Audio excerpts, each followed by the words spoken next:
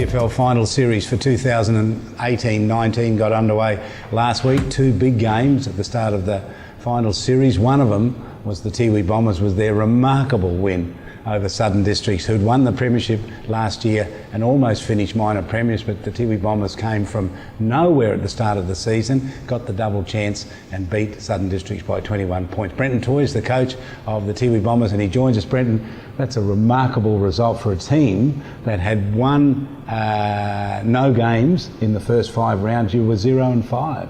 Yeah, thanks for having me. Pleasure to be here. And yeah, that's right. After 5 rounds, we were 0 wins, 5 losses, and then I think after 11 rounds we were 3 wins and 8 losses, and we managed to turn that around in our second half of the season and get to round 18 where we were 9 wins and 9 losses and managed to finish in third and played in the qualifying final against last year's premiers Southern Districts. Now you're known as a man that's pretty cool in any situation. Were you stressing after 5 rounds of competition? Were you worried then? Yeah, absolutely, and you know, it was a bit like the duck on top of the water. You know, maybe on top we looked like we were travelling smoothly, but the legs underneath were going flat out and in all kinds of states of panic. But and look, to be honest, I probably questioned my ability to continue out the season before Christmas, and I think now, you know, the decision's sort of, you know, it's been vindicated that, you know, that I've made the right decisions and stayed on and we've persisted, you know, as a group and as a team, and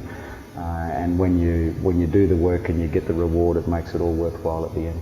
There's difficult coaching roles all around Australia, but yours is particularly difficult in that the team that you coach comes from probably 4 different parts of the Tiwi Islands, well, including Darwin as well, and they don't get to even train together. No, that's right. Yeah, we've got a training group based at Warramunga on Bathurst Island, then 2 at Melville Island at Perlingimpi, or Garden Point and Snake Bay. And then we've got the Darwin-based players that play. We've got a player down in Daly River that plays. G'day to Alistair Darcy and all the family down there. We've got a player that comes in from Nhulunbuy. We've got guys that come in from Melbourne. So the ability to train together certainly isn't there. But you know, we don't make any excuses. We do the best we can every week, and I think the key is that we know each other well and we just enjoy each other's company. Is it a case of just playing as training? That's you're doing your pre-season 5-6 rounds into the competition? Yeah, we made a point of that at the beginning of the year due to our inability to train, that we had to use our games on Saturday effectively as match practice. So like while we were trying to win, we understood that there was a bigger picture at play here, and I guess it's good to see at this time of the year that you know, whether it was by luck or, you know, by default, that we ended up having it play out in the way that we thought it would. Now, when we look back from here, you've now earned a spot to play for a spot in the grand final, but you've beaten all the teams that you actually have to play during the final series, haven't you? Once you got that run, once you got those first couple of wins on the board, you beat them all. Yeah, certainly this year we won 6 of our last 7 games against all of the opposition. Waratahs were the only one that beat us, but we knocked them off over on the islands during the year, I think. So, but yeah, this year we ended up beating Nightcliff at their home ground, at Nightcliff Districts at their home ground out at Fred's Pass. So certainly the confidence and the belief there is amongst the boys that you know, when they put their best effort and football out on the park, that we can certainly match it with just about anybody. Did you realise the change was going to happen at some point? Did you think now is when it's going to start to happen? Our results probably didn't suggest that, but I reckon at about November we were really struggling, and I noticed a change in the boys, and they were really shifting. And last year that happened, but it happened in December. So I kind of, back in November, I thought, while we haven't got the wins that we did last year on the board, I'm sensing that we've turned the corner earlier, and that was hard to explain, I guess, to myself and everybody else, and to understand it. But I don't know, I just sensed that, you know, that there was a growing level of maturity that we've reached before, you know, we did last year, and maybe we turned the corner a bit quicker and we come out after Christmas a lot more focused than we did, and ended up in a decent spot. Before we talk about that remarkable run and that momentum you have going into the, you know, the deeper into the final series, tell us a bit about how you can use Tiwi words speak to the team using words in their own language that really motivates them. Yeah, I guess probably where I learnt the benefits of it was through my work in education and learning more about sort of bilingual education and how that works and how the brain develops and processes information. So I just thought it would be good if that I could present information to the players that they could make sense of in their own reality without having to translate it back into English again. So but it also, gave them a bit of ownership and a bit of, empowerment that, it was on their terms and their language. So obviously, my family, from Tiwi, and I know a little bit, but it's kind of good because when I get it wrong, they have a bit of a laugh at me and, make some fun of me, which is good. But yeah, just simple things, like go fast, go slow, they're the kind of words that we use, when we use the terminology run in Tiwi, like it makes sense to them instead of saying, oh, you need to run hard. If you say, in the kagali, like run hard, fast, like it makes sense to them in their first language. So I don't know if it was deliberate or whether it just happened, but I could sense that some of the terminology that we were using just wasn't translating, and we really needed to find a way that was going to get the message across clearly to the players in a way that they understood it. And the one word that you introduced that doesn't get used much in footy with them was hunting. You say you're going out there, you're actually hunting. Yeah, so there's a word, and again, I hope I don't get it wrong, but ambrade, which means this person is a good hunter. He's a skilled hunter.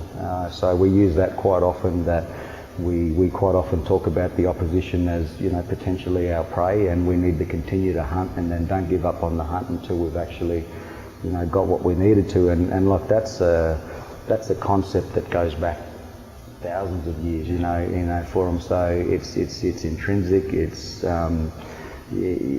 built in. Like they don't need to think about what it means. They know exactly what it means, and I think that's all it is. It's not a big effort to go and try and use words that I don't know. I think it's just trying to find concepts that we can find a correlation in the context so it makes sense.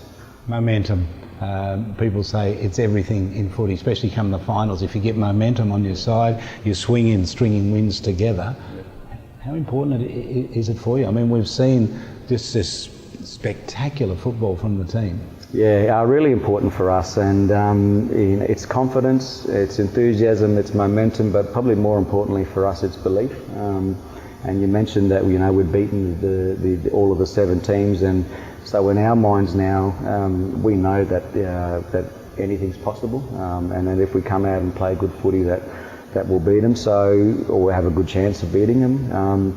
But yeah, certainly momentum's important running into finals, and it's on our side. We're up and about. We've got a bit of form about us, but I guess the funny thing about that is it can be put to an abrupt halt very quickly come Saturday if we're not careful. And when the siren went on Saturday and you won by 21 points, there was a special celebration that happened from the player who ran in and kicked a goal right on the siren. Yeah.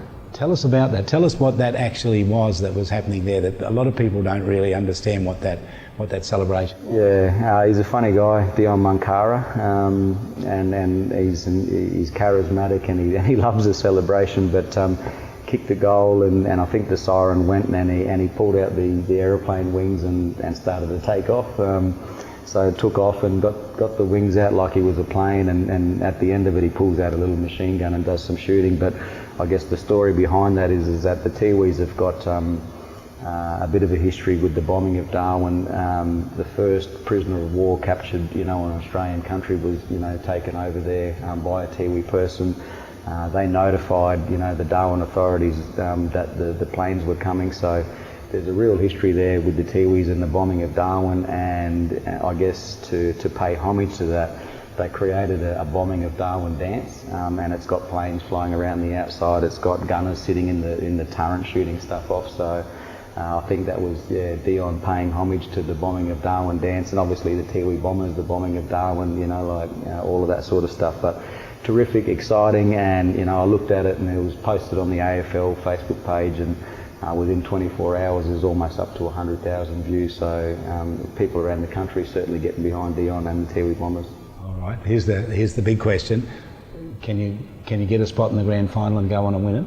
There's no reason why we can't, but there'll be some significant challenges along the way. We know that Nightcliff and Southern Districts and even Waratahs for that matter are high quality oppositions. They've got good coaches, they've got the talent on their list to get the job done. So I don't think anything short of our best is probably going to be good enough. We're going to need to be on our game, but absolutely I think it's anybody's to take this year if I shouldn't say if luck falls your way because you make your own luck, but we're certainly a chance just like the rest of them.